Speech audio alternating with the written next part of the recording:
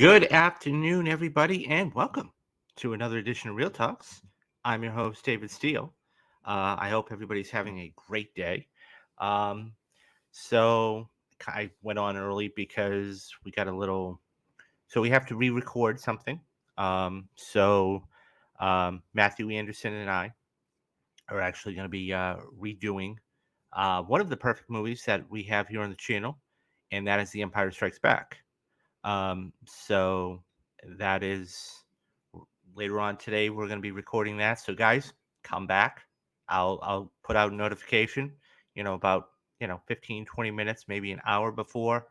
Don't forget to set your notifications, your reminders, and as it says on the bottom of the stream, don't forget to hit the like and subscribe button, guys, because every time you do this, it gets out to the masses, and more people see this, and that's what A, I'm trying to do, and B, I want everybody to get this great movie content. And speaking of great movie content, we've got a ton of stuff for you today. Um, we've got trailers, we've got production announcements, we've got all this stuff. So I have a couple of announcements coming up at the end of the show, so stay with us and stay with me, and I will talk about that. So let's just jump right into it because I'm not going to waste any time. So this morning, um, so let me preface it by saying this: we had this movie that was supposed to be coming out in July, and so because of you know delays or whatnot, they wanted to get it better tweaked, for lack of a better reason. They moved it to November, and I'm talking about the Marvels. So we actually got our very first look at the Marvels today. Um, and guys, it looks good. It looks fun. It looks good. It looks like a blast. So um, this comes from Deadline. The Marvels first trailer, Captain Marvel's sequel, drops. Brie Larson says new film quote digs into complexities of Captain Marvel's character.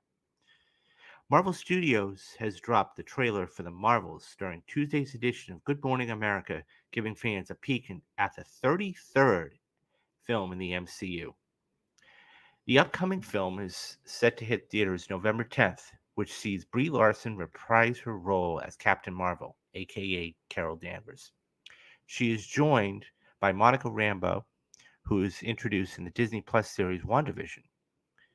Eileen Veloma, excuse me if I mispronounced her name, who plays Kamala Khan and Miss Marvel's completes the trio.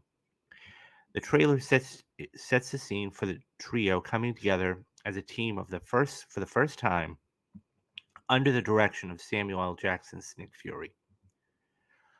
Talking to Good Morning America about reprising the role of Captain Marvel, Larson said the new film would explore, quote, some of the complexities of the character.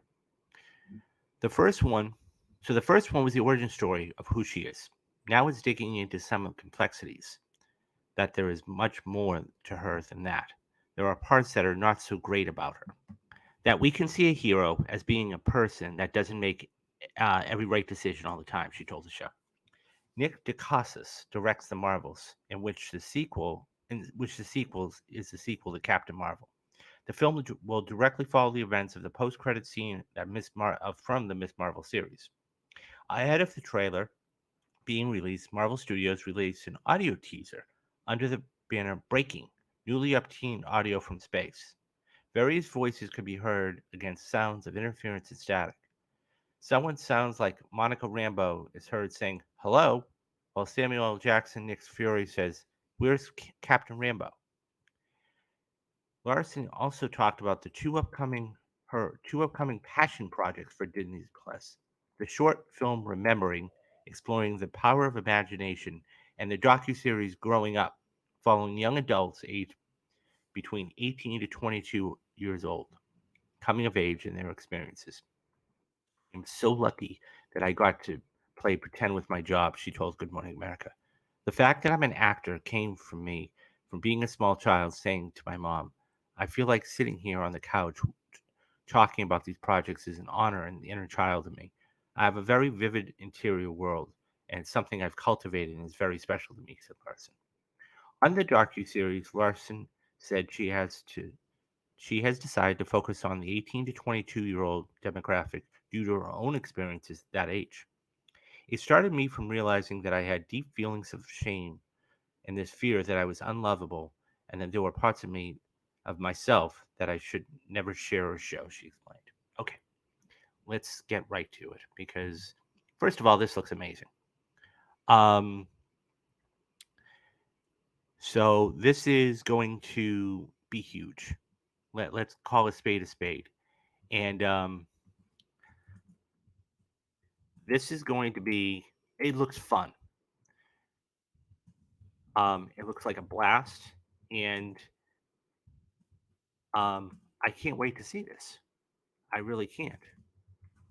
Um, so that being said, I think it's one of those things where I think this sequel is, so you got to understand something, okay? Um,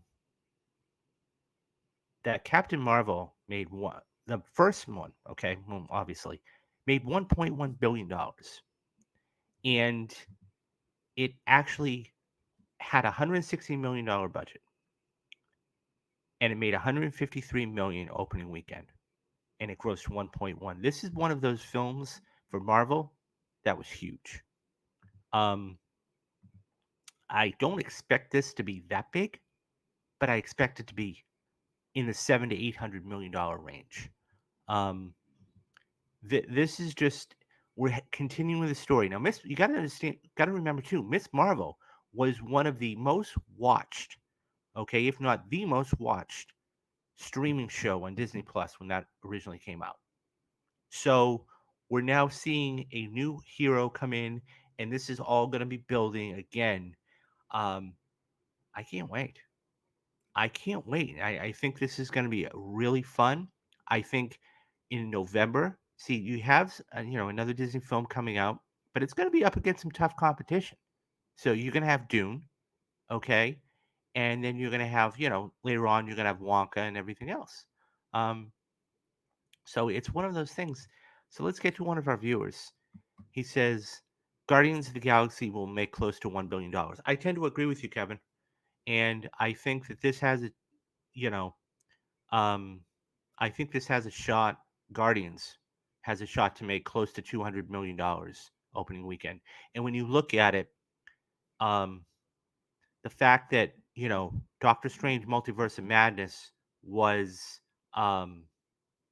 it made $187 million last year, and it was an average film, average, and it almost made $1 billion worldwide. If that's average, what, and this is going to be the last one, and Gunn has said this is really emotional. If go back and watch the story that I did about a week ago, and how he breaks it down and said it was a trilogy. It was a phenomenal interview that Empire did, and I did a story by it. um, the Marvels will make $1 billion. You really think so? I think it's going to be close. I think it's going to be close. um, I think the Marvels, I think Captain Marvel was one of those films that everybody wanted to see, right? And they finally got it. And when it did, it exploded, right? $153 million opening weekend. It made $426 million domestic, and it made the rest overseas. So I, if I had to put a number on it today, okay, 5 months out, 6 months out, I'm saying around $850 million, which is phenomenal. And you got to understand something too. This budget is probably the same, if not more, than what the actual first film was. The first film had a $160 million budget. So we'll see. I think it's going to be interesting. Um, Pixar's Elemental will do decent at 4 to 5, and that's the other thing too. That's the other thing too. So Pixar, so Elemental was that other film I was referring to.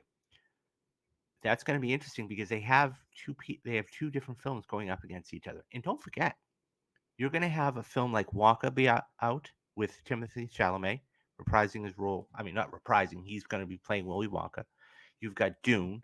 You've got this. You've got a ton of good stuff. So I think this is really going to do well. Um, I'm excited for this. I think that, I mean, we get a little glimpse in here to, one of the shots here. Of course, this is when she's probably, if I had to guess, I have no inside knowledge. So my guess is this is when she's probably going to meet Miss Marvel. And she's like, "Okay, what is this?" Somebody's a little obsessed. You know, Little Mermaid box office runs. Yeah, I could say. I mean, it's all gonna. I'll say this much, Kevin. It's all gonna depend on their opening weekend. If they can do well opening weekend, if this gets good word of mouth, I think it will do good numbers. I think that this has to A, get good word of mouth, but B, more importantly, I think that it has to do well overseas. And so I think if it does well overseas, you're going to see it do 800 to 900 million dollars. Um, but yeah, I can't wait for this. I can't wait for this movie. This looks incredible. This looks like a blast, and I can't wait to see it. Um, so, what do you think, guys? Do you think that this is going to make $1 billion, like Kevin said? Do you think it's going to make 800, 900?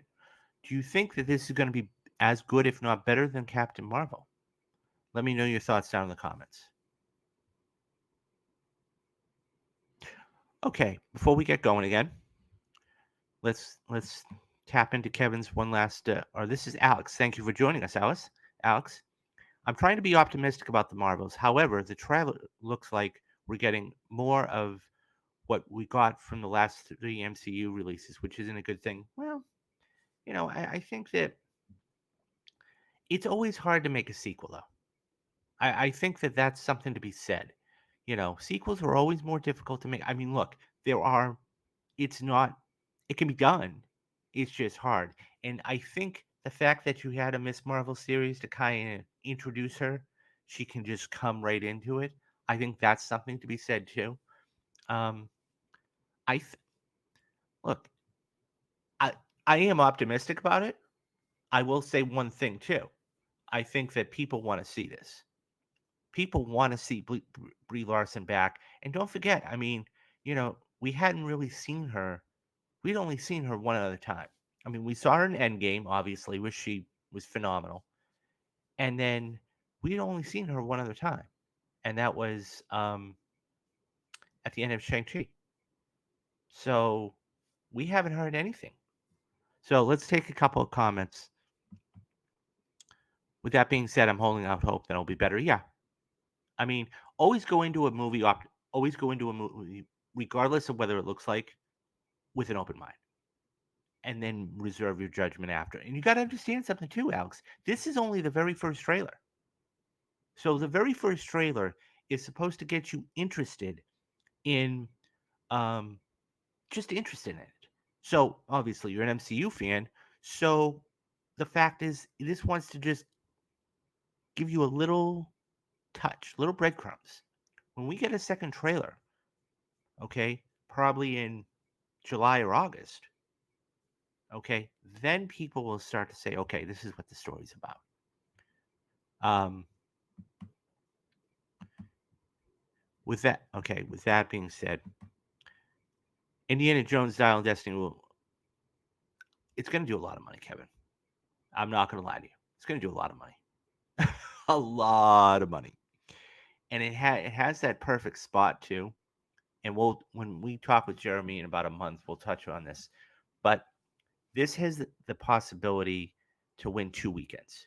Okay, the first weekend on the 30th, and then the next weekend before Mission Impossible comes out. So I I don't know. I mean, it's the final one for Harrison Ford. Whenever you have a final film of like a franchise, it always does good numbers because it is the final one. So I don't know. We'll have to see about that. But let's move on to the next story. And this comes from Variety as well. But this is going to be talking about something that's been. So let me preface by saying this: fads are everywhere in Hollywood, everywhere. Okay, you can go back to 10, 15 years ago. You had boxing movies and like Southpaw and Hands of Stone and Creed, and not even 15 years ago, but like 10 years ago. Most recently, we just had musical films. Bohemian Rhapsody, Rocket Man, Judy, Star is Born, even though that wasn't like a biopic. Um, Elvis. So today it's all about video game adaptations, right? So we've had The Last of Us, we've had Mario, we've had, you know, other things. That being said, it's a fad right now. This is a fad, and it's going to be probably later on down the road. But here's the interesting thing. Okay, I say this with this caveat. Um, so here, comes from uh, Variety, and this is asking which video games should streamers adapt? Okay, so what they did, let's read the article and then we'll touch upon some of these. Universal, the Super Mario Brothers movie, Paramount's Dungeons and Dragons, Honor Among Thieves, HBO's The Last of Us, and Netflix's Arcane are just the start of a new wave of movies and television shows based on popular video games and tabletop gaming IP. From God of War and Warhammer 40,000 set up at Amazon Prime Video to Twisted Metal for Peacock, everyone wants a piece of gaming IP in a battle to gain new subscribers and reduce churn. But instead of fighting for whatever is popular and hasn't already been adapted, new data provided by fan community platforms and entertainment company Fandom suggests what titles streamers, including Netflix, Amazon, and HBO Max, should be focusing on based on the gaming fan bases and their respective subscribers. So, real quick, so this is what they get when they get your data. You know, when they say, "Well, what are you into? Like sports or music or video games or movies?" This is what they do, and then they'll ask you individualized questions. So it's called market research, and they'll get your age and your, male, female, or whatever else, your income. So these insights are based on Fandom's first-party platform, cross-visitation data pulled from its proprietary data platform, FanDNA, and tracks Fandom's top 10 wikis for fans of each streaming platform. Per Fandom's findings, which are derived from behavioral data and Fandom's users versus a study among a sample asking about attitudes and self-reported information. So here's what all of these were. Apple TV viewers way over index for God of War. There's a God of War series already in development for that. But for Amazon Prime, where it doesn't register in the top 10, streamers should consider StarCraft or Half Life adaptations. These are both decade old franchises with huge followings, stronger than average narratives, and the opportunity for great visual effects. Dragon Age and Elder Scrolls could be sleeper hits for a streamer, similar to The Witcher and The Wheel of Time. Final Fantasy, Horizon Zero Dawn, Assassin's Creed, Fallout could be, quote, serious adaptations, end quote. The Rainbow Six video games are based on Tom Clancy novels, which have been long has been a source for successful television and film adaptations. Hunt for the Red October, Jack Ryan, Clear and Present Danger, Patriot Games. Freddy Fazbear from the Five Nights at Freddy's games series popped up for Hulu. This series is very popular with Gen Z, and is rumored Warner Media is working on a film adaptation already. Some of the IPs are already films of various degrees of success. Angry Birds, Doom, that was that horrible movie with The Rock, Resident Evil, and Mortal Kombat. We started thinking about how, right now, all of these streamers are starting to figure out what they can produce that's going to be unique and differentiated. Fandom CMO Stephanie Fried said, told Variety, "There's a real focus on continuing existing franchises because there's that belief that you have to have a much bigger leg up. Super Mario just came out and did huge numbers, likely due to the ability to lean on an IP that has been part of the people's lives for a very long time. For a while, this the way that this was happening was through comics like Marvel and DC, and through books like Harry Potter. And all of a sudden, gaming was the next place. There are so many games, different types of games, and we're seeing all of these, all of one that has been developed into franchise and on screen. onto other screens that have been successful. And yet, I feel like they've only tapped in the surface because comics and books have been always been a little more connected. But now gaming, it's going to be both ways, both developing from a gaming franchise into television, movies, and vice versa. While several of the game titles that show up in these findings have already been adapted for screen, many many by the platforms other than the ones that they align with best in the study. Fandom data suggests, quote, it's important for studios to consider what's a good content fit for a specific platform streaming service, whether it's built from scratch, getting the rights to an existing content, or carving out a space to develop a different part of the franchise, end quote. And then see below for the fandom's data broken down by a streamer. For example, fandom found that visitors to Peacock wikis are 37, this is their term, 37 more times likely to engage with Angry Birds than any other fandom, 29 times more likely to engage with Sonic than any other users, and so on. So, lot to digest. Let's get so real quick. So it just for that one, okay. Angry Birds is 37 times more. Sonic is 20. Just Dance is 19. Mario is 14. EverQuest is 12. Pokemon 9. Fallout 8. Dragon Ball 8. Minecraft 7. And Elder Scrolls 6. Okay, let's talk about it. A lot of stuff here. Um, this is the way to go right now. Plain and simple. This is the way to go. And I think that, it's one of those things that you're going to see a lot more of these happen. Um, I really, really think that this is just the tip. Somebody said it in the article. This is just the tip of the iceberg, guys. This is just the tip of the iceberg because they realize that there is so much money to be made in this stuff. So much. And if it's done right. And the thing is, it's because I'll be honest, I love Assassin's Creed. That movie with Michael Fassbender was horrible with Jeremy Irons. We don't talk about that because it was just a terrible. Anybody who's played and knows Assassin's Creed knows it's bloody, knows there's a story behind it, knows all of this stuff. He's trying to find his heritage. It just didn't work.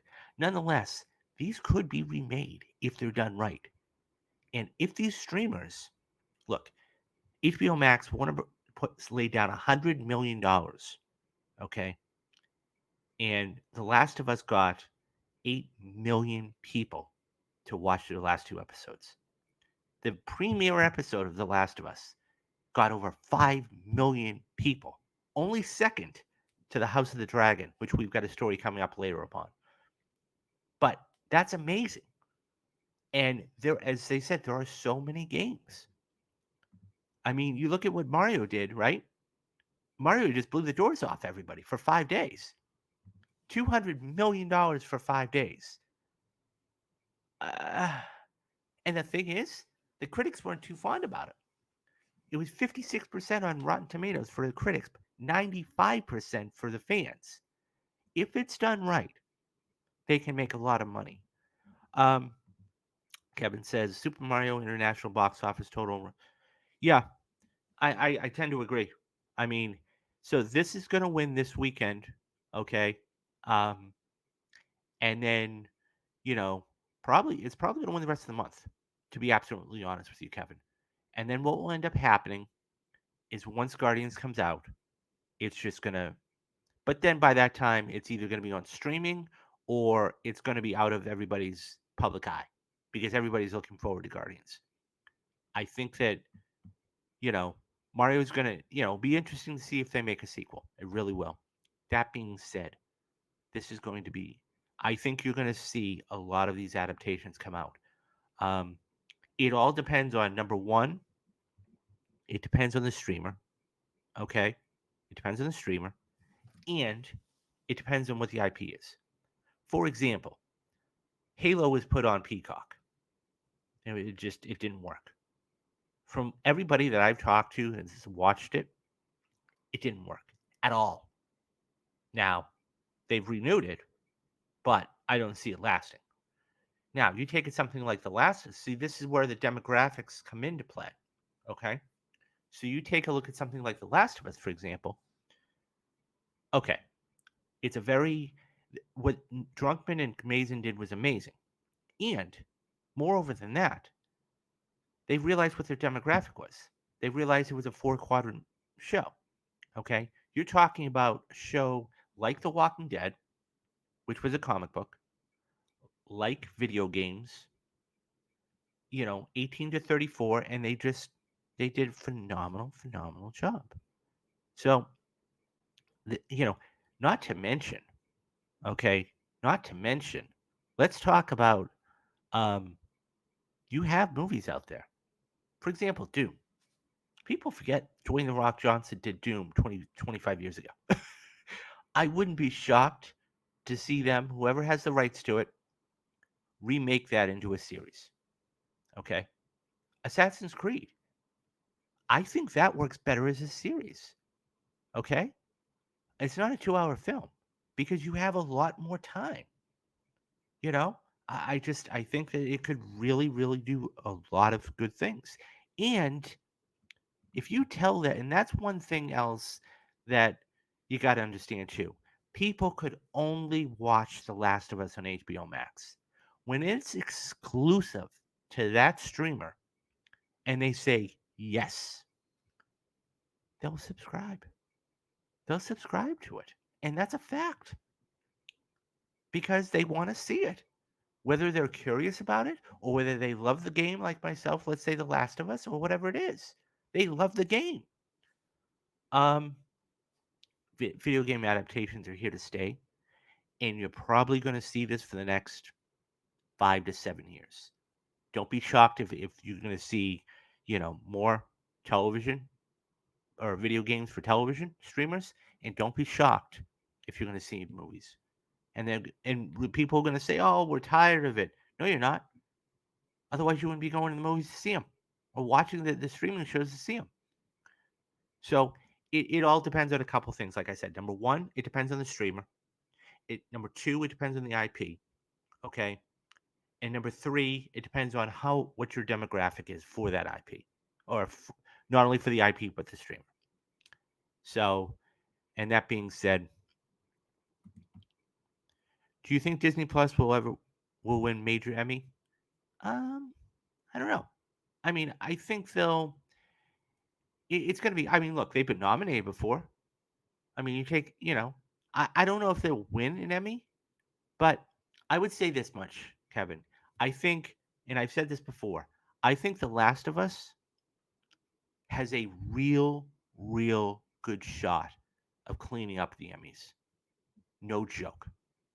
No joke. Because here's the thing it's going to, production, Bella Ramsey, Pedro Pascal, okay, not only acting, but the behind the scenes, I think that's got a real good shot. I would love to see a Legend of Zelda series, although it would take a huge commitment as it would be very expensive to make. But see, that's the thing, Alex. And I understand that. And by the way, that would be a very cool series to see. But when you have a streamer that put $100 million into The Last of Us and HBO Max, okay, $100 million. Every single one of those episodes cost between $10 to $15 million to produce because of production, because of they did it right. Okay, if they put in $100 million, they could easily make that. They could make a gritty, maybe not a gritty, but a realistic Legend of Zelda, and it would be a great um, fantasy video game type of adaptation. I have no doubt in my mind they could do that. So, as I said, it's going to depend on the streamer, it's going to depend on the IP, and it's going to depend on a bunch of things. I think that video game adaptations are here to stay for good. Anyways, guys, what do you think? Do you think that are you getting tired of video game adaptations already? Which video game adaptations would you like to see on which streamers? Let me know your thoughts down in the comments and I'll get back to everybody. Okay, so moving on. Speaking of streamers, tomorrow HBO Max is going to be reintroducing and rebranding themselves. They are finally going to be getting rid of HBO Max.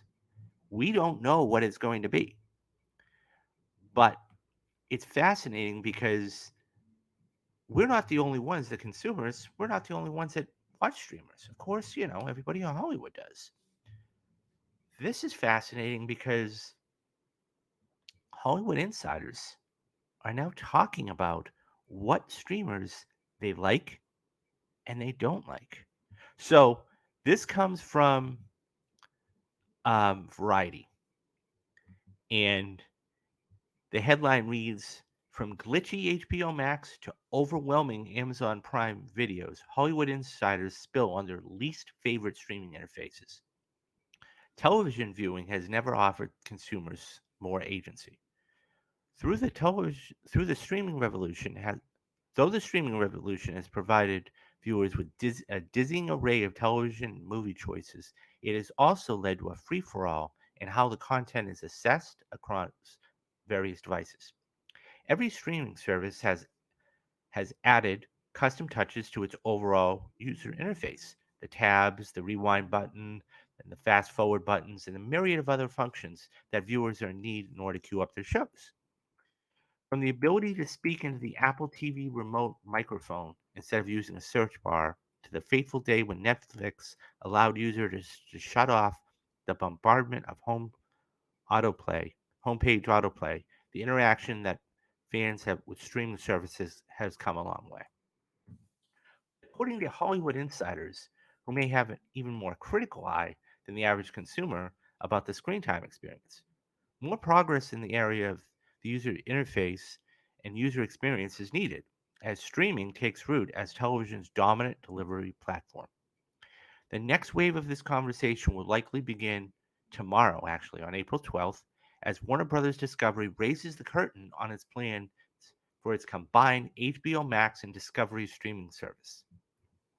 Boasting a huge library of television movies, HBO Max is one of the most used services on the market, but it has also sparked a lot of debate about its user experience.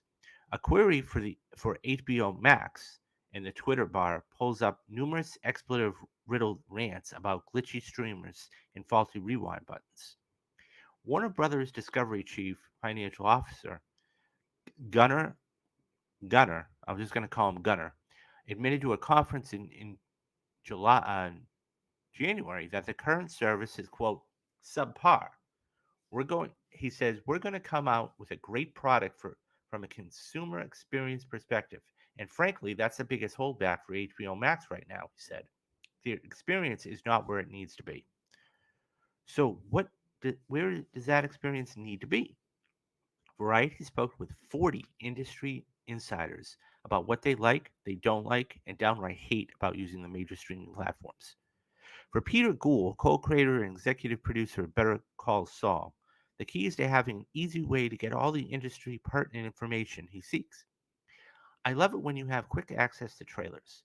I love it when you can watch the end credits and see who's in it and freeze frame it without having to jump to the next episode.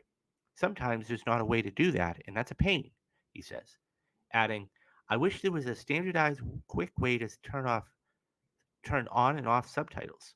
Every once in a while, you go back and a decoded line of and decode a line of dialogue. What we do in the shadows, writer and producer Paul Sims is unhappy with autoplay features.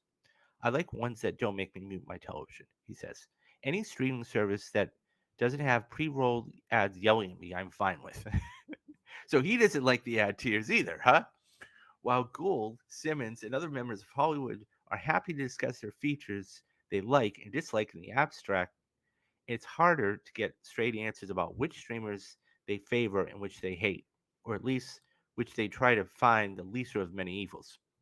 They're all bad. They're all so terrible, says Stephen Schiff, a writer and executive producer on such series as FX's The Americans and Disney Plus's Andor. I don't want to say because I work for all of them, but they're all bad. Amber Ruffin, the multi hyphenate behind Peacock's The Andrew Ruffin Show, is one of the few to veracity endorsed the digital architecture of her home team. I know this sounds like I'm a daddy's boy, but it's Peacock, she says, when asked about her favorite platform. Here's why. It tells you exactly where you left off on your favorite shows, but when you are scrolling and scrolling and scrolling, you don't know what to watch. Peacock has this alternative. It has a bunch of channels, and you can just watch as if you're scrolling through television. You have less of a chance, and it narrows it down. I love that. Variety surveyed sources from all parts of the industry, including the highs and lows, using Netflix, Hulu, HBO Max, Disney Plus, Paramount Plus, Amazon Prime Video, Discovery Plus, Apple TV Plus, and Peacock, strictly based on each of the platform's UI or user interface. Remember, this isn't a conversation about content itself, it's about the way consumers interact with it, with an app or a website during or after they watch the content.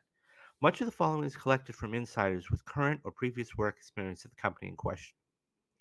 Users are baffled by the clunky experience provided by a major tech entity like Amazon through their platform Prime Video. In fact, the biggest consensus in the survey was that Amazon had the worst UX of all.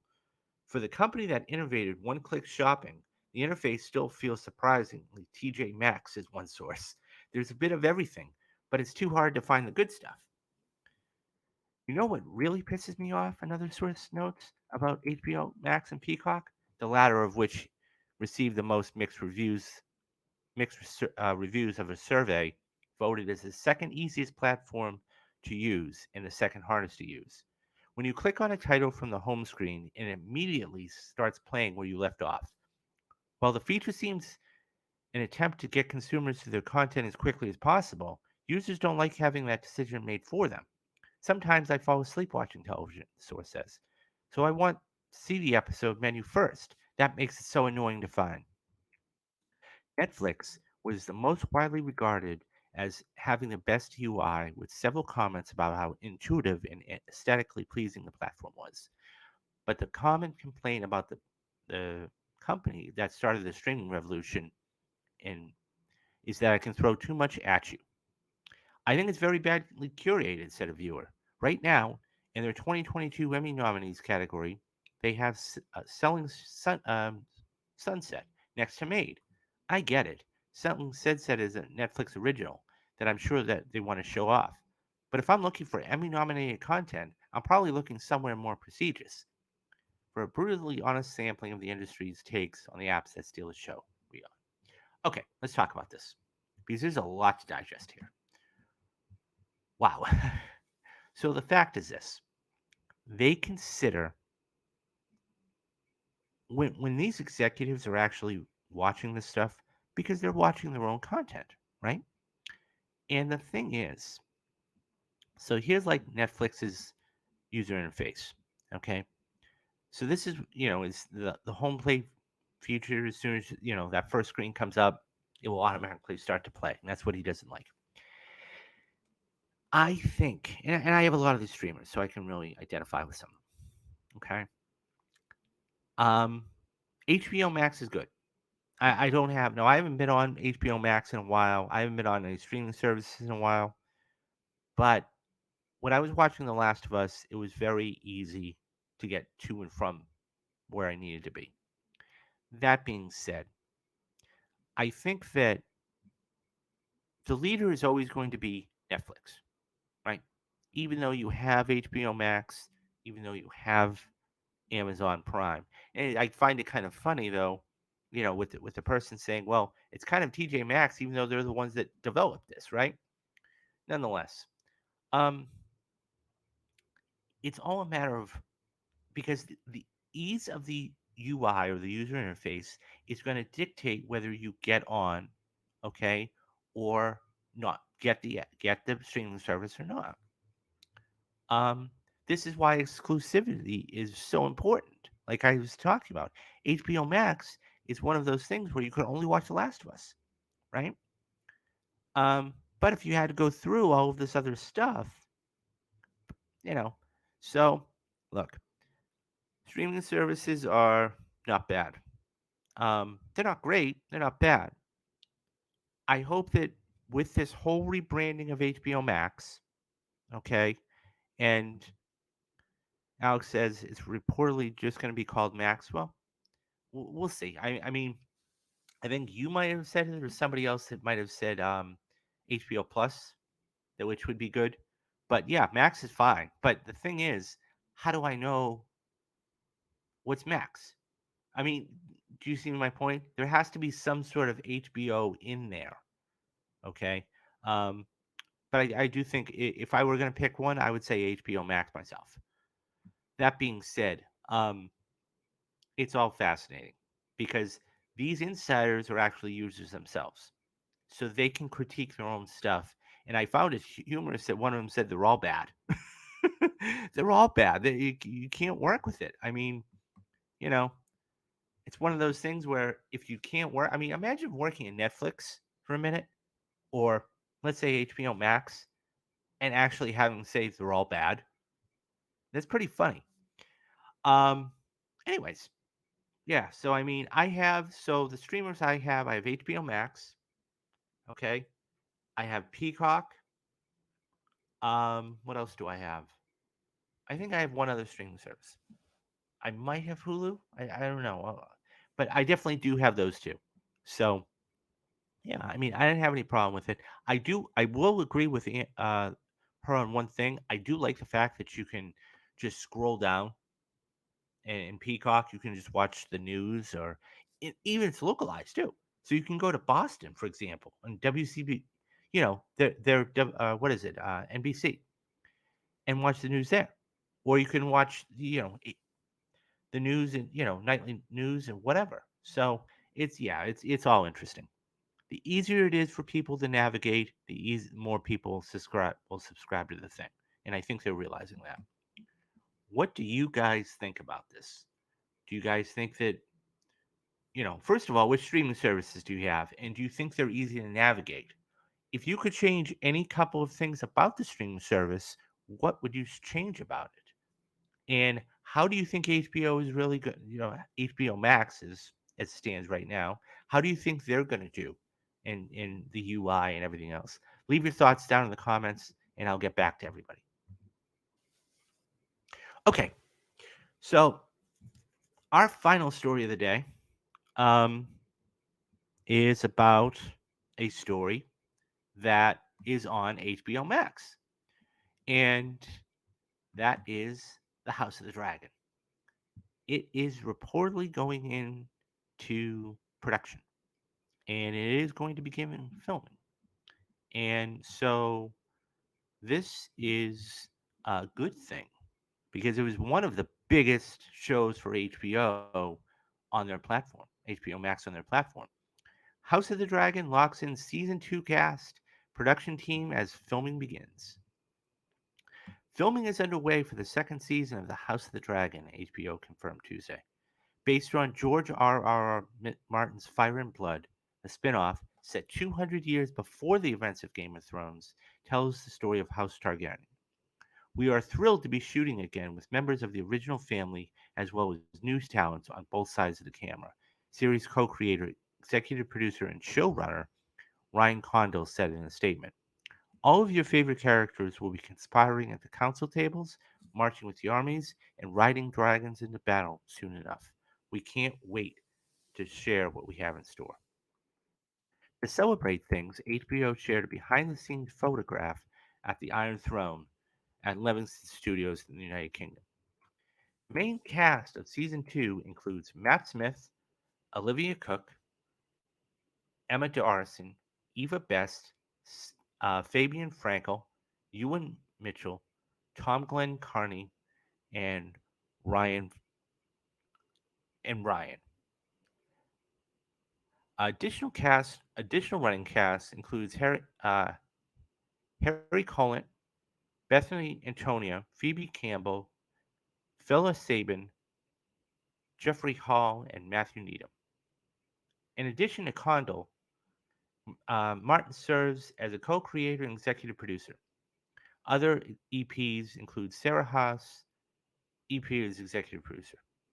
Sarah, Sarah Haas, Ann Taylor, and and can't talk today, guys. Sorry, and Melissa Bernstein. Um, and Kondo is the sole showrunner after the other one left in August. HBO has given up. HBO has given the following upcoming second season a shortened episode of 8 episodes. The Wrap previously convert individuals with knowledge of the matter said that the move is due to only the needs of the story being told and not to any other concerns. HBO and the HBO Max chief said he expects the second season, quote, to premiere in sometime in 2024.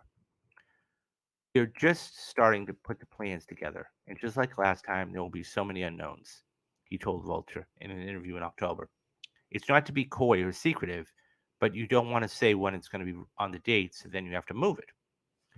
Kondo previously told The Wrap that House of the Dragon is a shorter story, all told, than Game of Thrones, and likely won't run as long as the flagship season series did. So the wait between seasons could be much longer. The story may wrap up in a few seasons. This particular story, the one that I'm telling now, The Dance of the Dragons, as is an original series, it doesn't have the breadth of it, he said. Not to say it's any less interesting. It's a really great series. But I also think part of the series is knowing when to drop the curtain on it and call it an end. And I think, well, I'll get to that point in a minute. That said, Condell teased that there is a rich Targaryen history to be mined before and after the events of House of the Dragon that could be continued in another HBO series. But I've always said the show is called House of the Dragon. It's not called The Dance of the Dragons.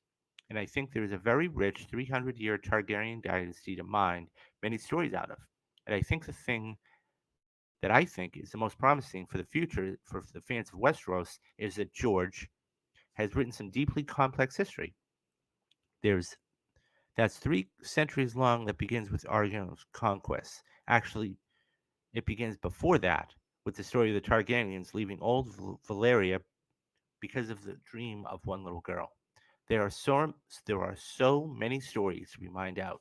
As I think I'm as long as there's a willing audience, there's plenty of Targaryen to come.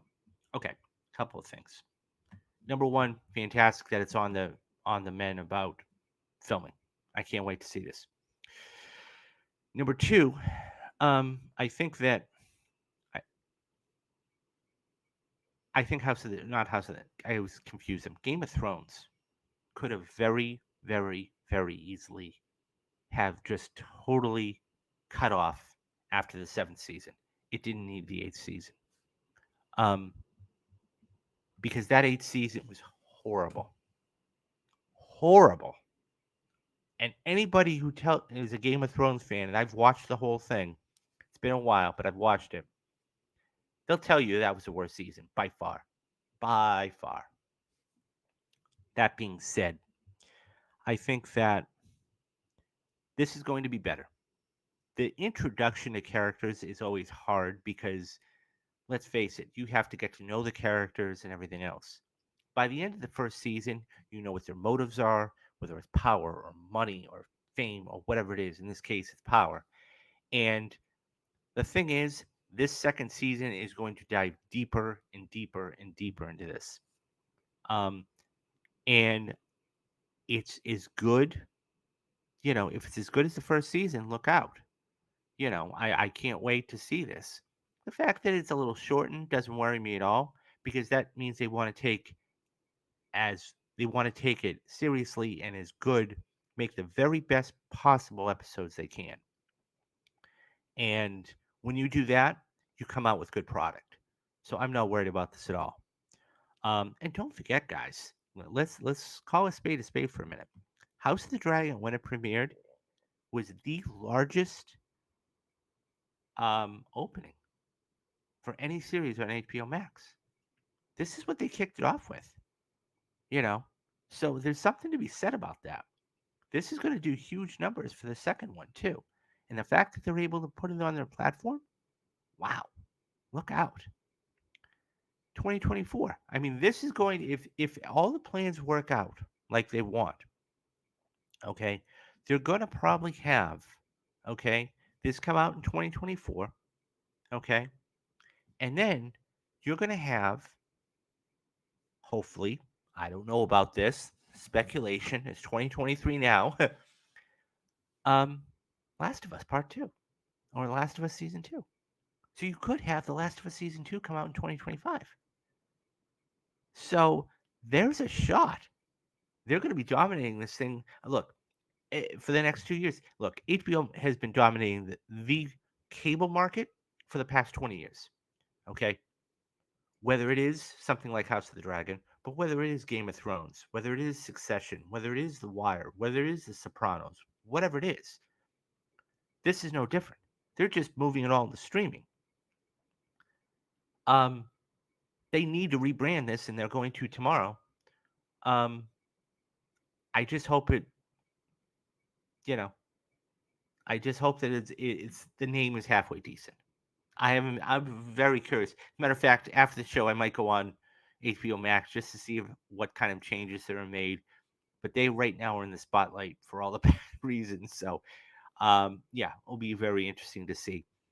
Um, so we got a couple of comments here. So before we get going, let's get a couple of these comments and see what I have. So Alex says I have HBO Max, Peacock, Apple TV, Hulu, Disney Plus, ESPN Plus. Oh wow, so you have all of them. You have all of them. Nice. I had Paramount Plus. Um, so we'll get to that in a minute. But yeah, I do have Disney Plus. I've got Peacock and I've got HBO Max. Those are the three that I have. Um, I was going to. I just need to save some money. Oh, so yeah.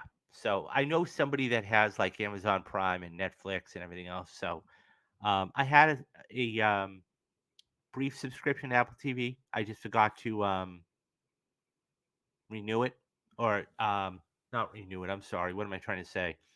Um, Cancel it. So I had it for an extra month. So, but yeah, I got rid of that one too. So Warner Brothers needs a comeback when they Warner Brothers needs a comeback when coming to their films. Television side, they've always been the powerhouse network with HBO. Yeah, no, absolutely. And it's all going to depend on what happens with James Gunn and DC and whatever happens. Because the thing is that they right now, I mean, we have the Flash coming out, so that's going to be huge. And we're going to do a spoiler cast. I'm going to be doing a spoiler cast for the Flash here on the channel, along with all the other summer films. But the Flash is going to be the one that really um, is a litmus test for other things down the road. Um, So, I mean, there were so many questions about it, and this has been going on for so long. What's it, going to be like? So we'll see. Yeah, I mean, they're you're right about one thing though. HBO Max or HBO has been a powerhouse for 20 years. Whether it is The Sopranos, whether it is The Wire, Succession, Game of Thrones, whatever it is. So yeah, I tend to agree with you. So we'll see what happens though. I'm really interested. Um, on that note though. So, a couple of quick announcements before we get going for the day. Number one, come back and we will schedule it later on. Um, Matthew Anderson and I are going to be sitting down and we're going to record, do the live stream for it. So, if you guys don't see it, you'll be able to see it May 1st. Um, the perfect movie for May is going to be Empire Strikes Back. And so we're going to get that all taken care of. Number two, as it says on the screen, please like and subscribe if you already haven't. Um, like I said, it gets out to the masses and whatnot. Um, Number three, Patreon. Go over to Patreon real quick. It'll take you 2 minutes. There's only two levels there. It's $5 and $10. Um, for $5, you get an exclusive video, one exclusive video per month, and that's yours. Okay, and that's going to be Mob Mondays. For $10 a month, you get two. You get Rewatch Wednesdays, and you get lot Mondays. Um, if you don't want to do that much, head on over to the YouTube channel. We just started memberships up. I think it's $2.99 a month. It's a price of a cup of coffee, guys. So I mean, it's not that big. Um, the other thing too is number four, and one of the last things for the day is I am going to be doing a Mission Possible rewatch. That is going to be starting June 2nd. But moreover, importantly, next week, okay, is going to mark the 5 year anniversary for Avengers Infinity War. So I'm going to be doing a video or a stream about the 5 year anniversary, what I remember about it, how many times I saw it, and we'll try to get somebody on to help out with that. And then, of course, we have Return of the Jedi. So that's turning 40. So I'll be doing a whole stream about Return of the Jedi as well. Not to mention the summer, guys. We've got a lot of stuff coming up in the summer. So stay tuned. Um, leave your thoughts down in the comments. I get back to everybody. And okay, that's it. That's all I got today. So do the three things you need to do: be safe, be careful, and have a great rest of the day. I'm David Steele, and you have been watching Real Talks. Bye bye, guys.